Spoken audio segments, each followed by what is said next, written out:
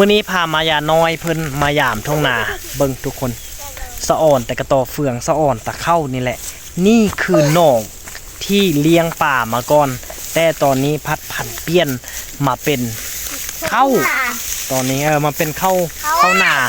ความงามนี่โบให้เว้าทุกคนเพราะว่าเป็นหนองมาก่อนผันเปลี่ยนมาเป็นเข้าเนาะความเงียบสงบนี่โบให้เว้าเลยทุ่งนาเนาะเขาจะบ่ได้ยินเสียงเพลงจากอ้อมข้างบ่ได้ยินเสียง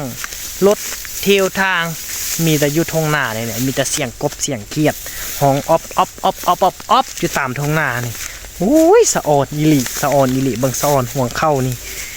บ่ได้ว่าเบิ่งต่อเฟืองมาเข้าประพุ่มหนุกันสะออนเนาะมาย่าเนาะ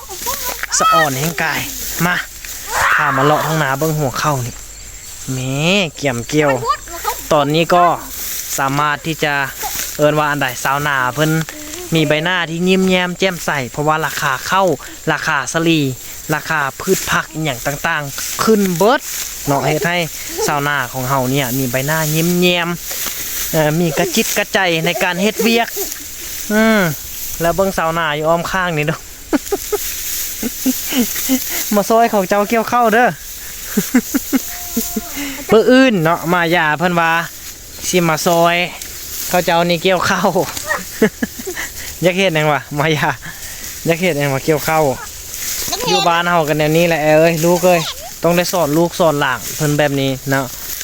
มาเกี่ยวข้าวเกี่ยวน้ำอีกน้อยก็ซีเมนต์กระดูเฮ็ดหน้าแล้วไถให้ไถนาปลูกสลัมสลีอยู่บ้านก็มีแต่แนวนี้แหละก็มีแต่ยุ่งแต่เรื่องแนวนี้แหละ การเรียนการศึกษานี่ก็บ่ปานใด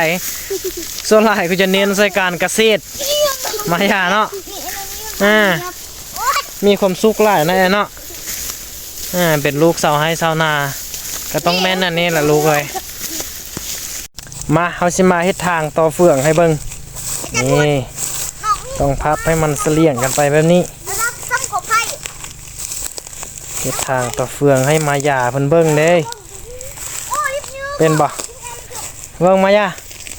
นี่เป็นทางไปแล้ว บ่ค่อยงามปานใด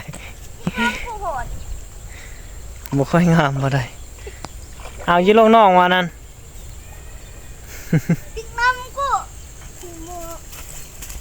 นี่ทงนาก็หอมไปได้เข้าหอมเข้าไหม้เด้อไปกลับ